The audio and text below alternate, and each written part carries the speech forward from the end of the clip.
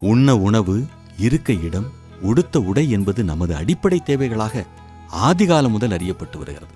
உழவும் நெசவும் உயிருக்கு நிகரானவை என்கிறது வரலாறு. கந்தலானாலும் கசக்கிக்கட்டு என்பது முதுமொழி.